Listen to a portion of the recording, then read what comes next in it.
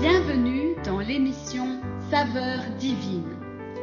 Cette bonne nouvelle du royaume sera prêchée dans le monde entier pour servir de témoignage à toutes les nations. Alors viendra la fin.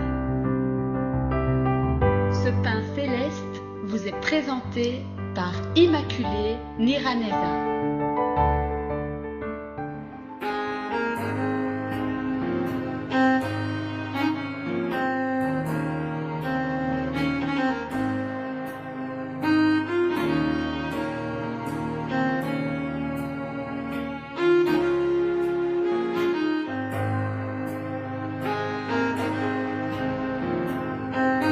Bienvenue très chers amis à l'écoute de cette émission. C'est avec une très grande joie que je reviens vers vous pour partager la parole de Dieu. Mais avant tout, je remercie Jésus-Christ, le ressuscité, car il nous a gardés, vous et moi. Et voilà, nous arrivons déjà le vendredi. C'est vraiment une grâce que nous soyons encore là pour annoncer la parole de Dieu, pour partager les Écritures. Que Dieu vous bénisse abondamment et que Dieu continue à nous fortifier ensemble. Alors, comme vous savez, pendant toute la semaine ici, nous avons parlé des différents personnages à qui Jésus est apparu juste après sa résurrection. Nous avons vu Marie de Magdala, appelée aussi Marie-Madeleine. Nous avons vu les disciples qui allaient à Emmaüs. Nous avons parlé aussi de différents disciples sans nécessairement donner leur nom. Et aujourd'hui, nous allons voir un personnage très remarquable, un personnage parmi les 12 disciples qui a été souvent mis en évidence, c'est l'apôtre Pierre. Lisons 1 Corinthiens chapitre 15 au verset 5. Il est apparu à Pierre, puis aux 12. Juste ça. Il est apparu à Pierre, puis aux 12.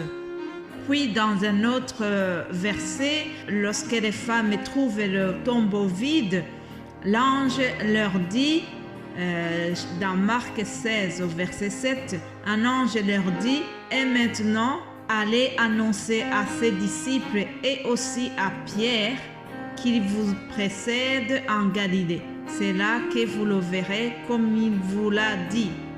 Nous voyons que le nom de Pierre est mis en évidence puisque l'ange dit « et aussi à Pierre ». Mais qui est ce Pierre? Pierre fait partie des 12 disciples et nous voyons son appel dans Matthieu 4 lorsque Jésus l'appelle lorsqu'il était à la pêche. Il était pêcheur de poissons, puis Jésus l'appelle pour qu'il fasse de lui un pêcheur des hommes. Alors Simon a suivi directement Jésus, mais à cette époque donc il s'appelait Simon.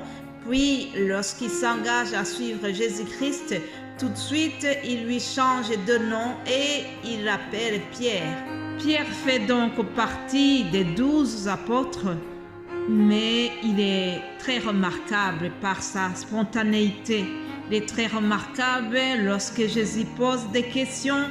C'est lui qui répond en premier lieu. Pierre se fait remarquer aussi parce qu'il a manifesté vraiment beaucoup d'amour pour Christ. Lorsque, par exemple, Jésus annonce sa passion, Pierre dit « Non, Seigneur, cela ne t'arrivera pas ». Lisons dans Matthieu 16, à partir du verset 21, nous voyons Jésus annonce sa mort et sa résurrection.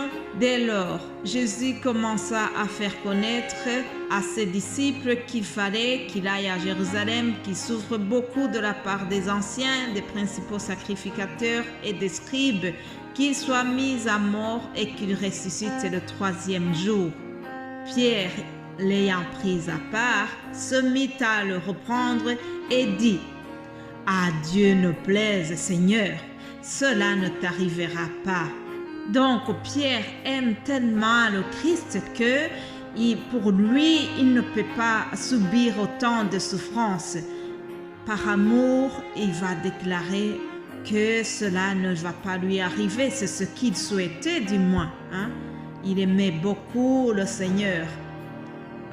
Aussi Pierre, c'est le premier à avoir reconnu que Jésus est le Christ.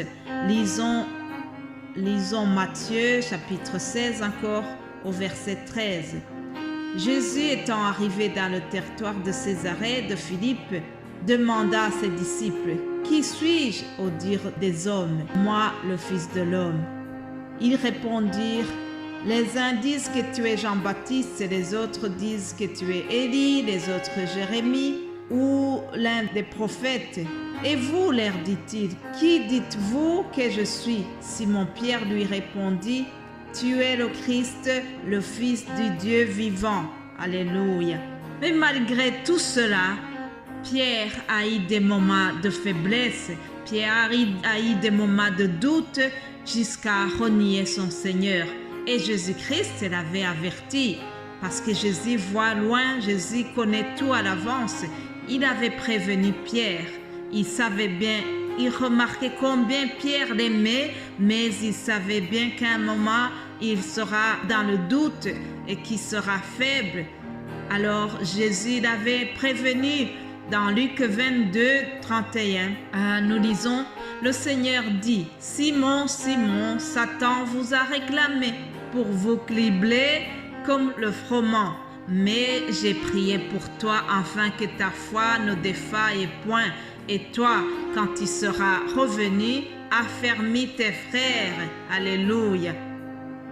Alors, écoutez la réponse de Pierre, ce qui nous montre qu'il aimait vraiment le Seigneur. Pierre lui répondit, « Je suis prêt à aller avec toi en prison et à la mort. » Quelle déclaration d'amour, chers amis. Je suis prêt à aller avec toi en prison et à la mort. Mais Pierre, c'est une vraie démonstration de notre nature humaine.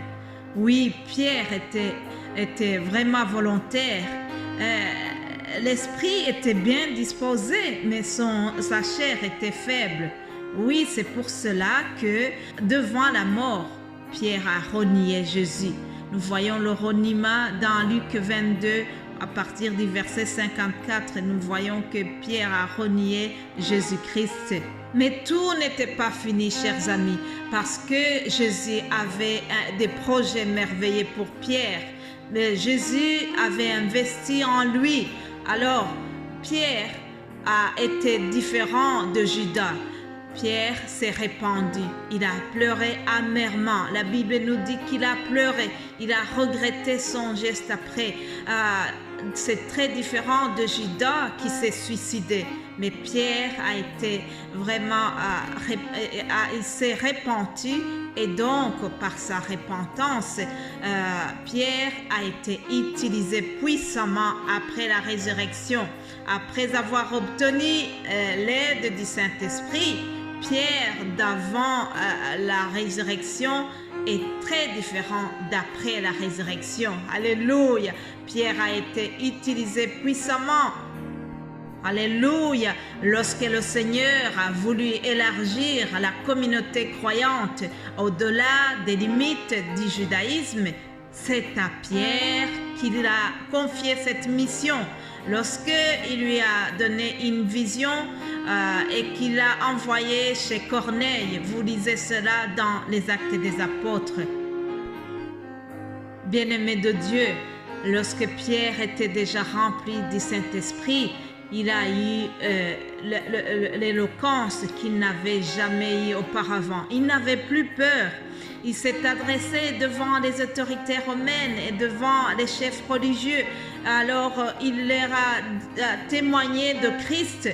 Il a dit, c'est par le nom de Jésus-Christ de Nazareth que vous avez crucifié et que Dieu a ressuscité des morts. C'est par lui que cet homme se présente en pleine santé devant vous. Là, c'est le passage qui nous montre qu'il était rempli du Saint-Esprit. Après, lorsque le Saint-Esprit l'a utilisé pour lever le paralytique, chers amis, aujourd'hui, tu peux être dans la faiblesse, mais lorsque Jésus a un plan merveilleux pour ta vie, il t'utilise. C'est un Dieu qui nous donne plusieurs chances. Lorsque tu te répands, Jésus te pardonne et il t'utilise puissamment. Alléluia. Tu peux être dans un moment de doute aujourd'hui et de faiblesse, mais je t'exhorte, ne reste pas comme ça. Répands-toi, reviens devant le Seigneur et demande pardon. Il va te fortifier et il va t'utiliser. Il peut t'utiliser comme il l'a fait pour Pierre. Il n'a pas considéré son passé, mais quand il a vu son cœur repentant, il l'a pardonné et il l'a utilisé puissamment. Alléluia. Notre Dieu, c'est un Dieu d'amour. C'est un Dieu qui nous donne plusieurs chances. C'est un Dieu de grâce, rempli de grâce. Alléluia. Chers amis, le temps est déjà terminé. Je vous souhaite de passer un excellent week-end et on se retrouve lundi par la grâce de Dieu. Amen.